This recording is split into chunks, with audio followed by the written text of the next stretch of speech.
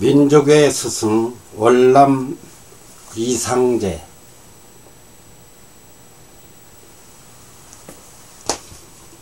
제가 이 책 5권의 저자 천광로입니다. 대한민국 건국 초기, 아니 태동기, 처음 일제에 함몰돼 들어간 우리나라가 어떻게 이 나라를 되찾게 되었는가.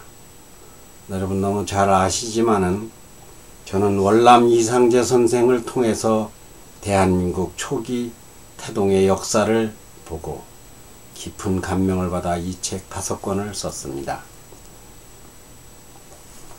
이 책은 원래 제가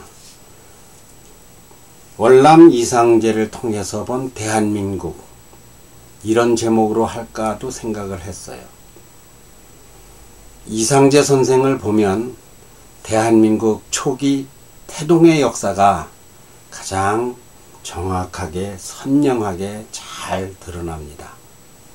우리는 많은 애국지사를 통해서 대한민국 초기 태동의 역사를 기억하고 있습니다. 어디서부터 대한민국이니까 너무 잘 압니다. 대한제국도 알고.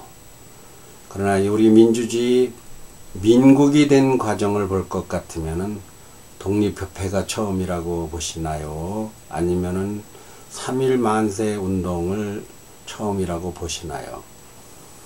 저는 월남 이상제 선생이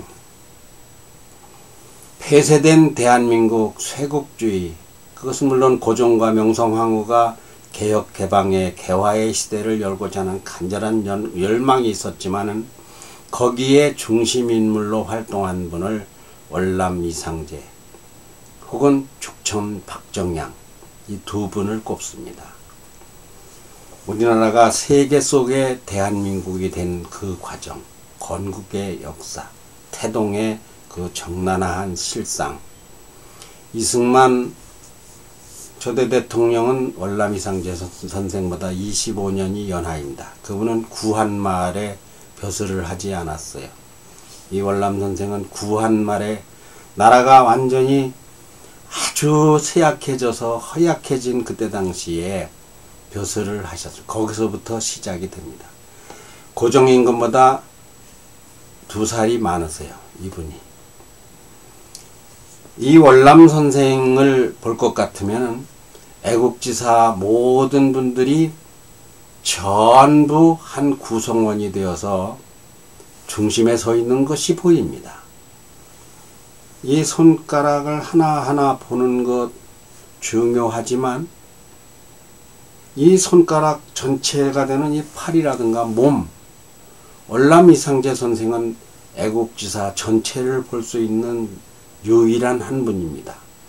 다른 분을 보면은 반대로 월남 선생이 보이지만은 다 안 보여요. 월남 선생으로 볼 것 같으면 다른 분이 전체가 다 보입니다. 이 책에 등장하는 분이 그래서 많습니다.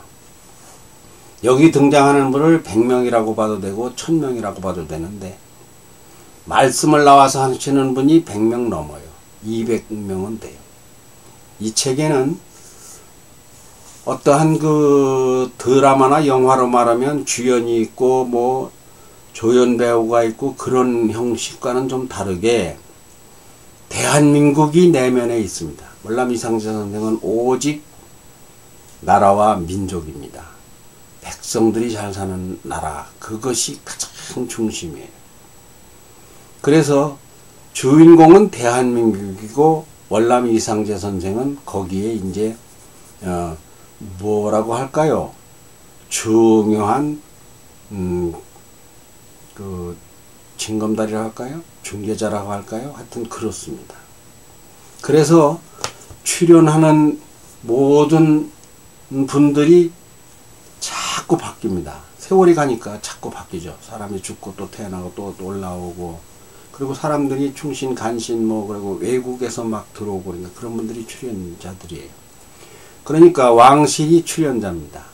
천국이 출연자고 러시아가 출연자고 친노파가 출연자고 친일파가 출연자고 신교육을 받은 친미파가 출연자고 그때 당시에 밀란으로부터 뭐 동학으로부터 동학전쟁으로부터 모든 청일전쟁이나 혹은 뭐 그 독립협회나 이런 모든 것들이 이 책에는 역사 속에 이상재 선생과 더불어서 같이 맞물려 돌아가고 있습니다.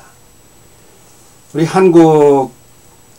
대한민국 태동기 역사가 상당히 좀 개별적으로 좀 이렇게 널려 있습니다. 이분을 보면 하나로 딱 정리가 됩니다. 이분의 발자국만 연세별로 쭉쭉 따라갈 것 같으면 저절로 다른 분들은 저절로 다 그 출연을 하시게 되더라고요. 그런데 이분이 특별히 특출한 것은 무엇인가 하면은 아주 아주 청렴결백한 그 인성, 정신이 다른 분과 많이 다릅니다. 아주 겸손하십니다. 자신이 높은 벼슬에 앉은 일이 거의 없어요. 독립협회, 미국에서 소재필 청년과 만나서, 자신은 40살 때 24살 청년과 만나서 그때 만났던 교제를 통해서 복권돼서 돌아왔을 때 이상재 선생과 만나서 이승만, 윤치호 이런 사람들과 할 때 다 같이 상의를 합니다. 해라. 청년들이 해야 된다. 이렇게 하자. 독립신문 뭐 이런. 3.1운동 민족대표 33인들 다 이상재 선생과 줄이 닿습니다. 좀 심하게 말하면 이상재 선생이 그 자리에 뽑아 골라 세워 앉힙니다. 이것은 좀 과격한 표현이 돼서 애국지사 여러분께 결례가 될까 조심합니다만서도 사실이 속일 수가 없습니다. 왜냐하면 이분은 그 모든 민족대표 33인의 평균 나이보다 20여 세가 많은 분이에요. 이분은 그마만한 세계를 보는 눈과 그 지식을 갖추신 분이에요. 일본 잘합니다. 미국에 가서 1년을 있었고 일본을 4번을 가고 북경도 1번 가고 이게 아주 거시적인 눈을 가지신 분이면서도 나이가 많으니까 그 애국지사들이 모두 다 사부님이라고 불렀습니다.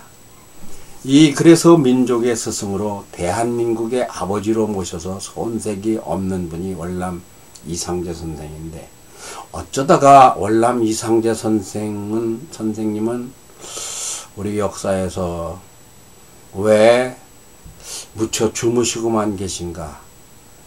저는 월남 이상재 선생님을 발자취를 따라서 74년 사신 그 발자취를 처음 출생서부터 돌아가실 때까지를 서적을 누비고 현장을 누비고, 저도 미국에 가서 석 달간이나 그 생적을 따라다니고 일본도 2번을 가고, 하여튼 월남 선생 관계된 것은 인터넷이고 뭐 전체를 뭐 성정원 일기 무슨 뭐 조선왕조실록 뿐만 아니라 뭐 국사편찬위원회 데이터 한국사 독립운동사 이 많은 고서방을 누리면서 월남 선생님의 행적을 찾는다고 열심히 찾았습니다. 그것이 우리 대한민국 태동의 역사이며 월남 선생님의 제자된 저의 당연한 소명이기 때문이죠. 5권까지 1권이 15부씩 75부로 쓰여졌는데 이 한 권이 400쪽에서 450쪽 정도 됩니다. 요약을 해본다고 했으나 5권 참 무리가 같습니다. 좁쌀을 한 자루를 방 안에 쏟아놓고 많은 분들이 출연을 해야 되니까 그때 당시의 나이, 그때 당시에 처한 환경, 무슨 그 성향, 이걸 한 줄로 골라서 크기별로 세우는 것 같이 어려웠습니다. 그러니까 그 부족함도 많이 있을 것 같아요. 아무튼 1권에 들어서면 출생에서 성장 수학까지입니다. 출생 성장 수학이 진실로 우리 대한민국의 좋은 교훈이 되리라고 봐요. 이분은 목은 이색 당대 세계 최고의 지식인 석학이라고 하는 이색 선생의 16대 손입니다. 월남 선생의 아버지 희택공께서 모근과 같은 우리 집안의 큰 아들을 알아보시고 어떻게 교육을 시켰는가를 보시면 깜짝 놀라실 겁니다. 희택공께서는 지방에 비정규직 녹봉이 나오다 말다 하는 참 가난한 선비입니다. 그럼에도 이 뒷바라지를, 이분의 뒷바라지를 하기 위해 나이 40이나 된 그때에 손자가 셋, 그리고 며느리 뭐 넷 이래 되도록 내 걱정하지 말고 너는 공부를 해라. 처음부터 어려서부터 절에다가 보내서 공부를 시키고, 그러니까 스승님을 잘 만났어요. 스승복, 책복 참 굉장히 귀하죠. 아버지는 씨오, 스승님은 농부고 밭입니다. 자연환경입니다. 태양이고 비지요. 그 스승님들, 현만, 일정스님 같은 분들의 말씀을 한번 들어보세요. 정부의 고위관직에 있다가 나이 많아 불가에 들어오신 분들이 무엇을 가리켰는가 한번 봐보세요. 해산 이희진 선생의 그 깊은 겸손과 한번 봐보세요. 그러서도 안 되겠기에 과거에 낙방한 월남 이상제를, 부정낙방이죠. 공부 잘하는 사람입니다. 서울로 보냅니다. 죽천 박정양 대감댁으로 보냅니다. 앞으로 이 죽천 박정양 대감을 모르면 월남 이상제를 말할 수 없어요. 인생 최장기 최고의 스승 죽천 박정양 대감을 만나서 그 집에서 13년간 독수 공방하면서 공부를 합니다. 어떻게 공부에 취해요. 당시 죽천 박정양 대감 집은 정조대왕의 수빈 박씨 순조의 어머니의 집안입니다. 반남 박씨 집안. 열하일기를 쓴 연암 박지원, 환제 박규수.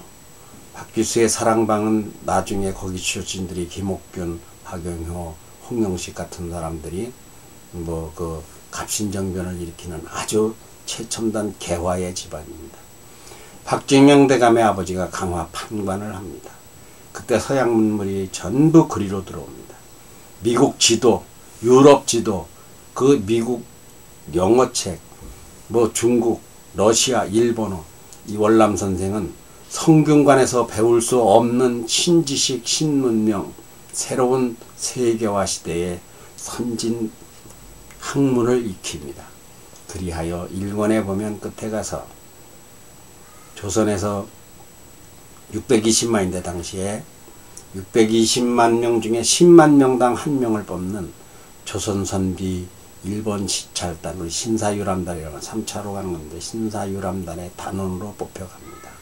이때로부터 이제 이분이 세계를 밟기 시작을 하고 눈을 더 떠서 전 본격적으로 이제 야전사령관으로 애국운동에 나오기 시작을 하게 되는데, 이렇게 제가, 이거 제 방입니다.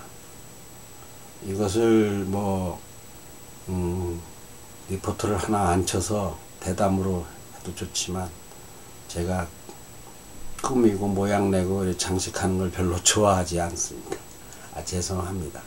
요즘 조잡한 면이 있을지 모르겠으나 책에 작가가 이렇게 나와서 인사를 드리는 거 좋다고 생각을 해서 이렇게 서점을 제가 좀 봤는데 책에 QR코드를 꽂은 게 없는 것 같더라고요. 아직은. 이제 1권 내 붙일 QR코드에 대한 동영상 여기쯤에서 말씀을 마치고 2권에서 다시 뵙기로 하겠습니다.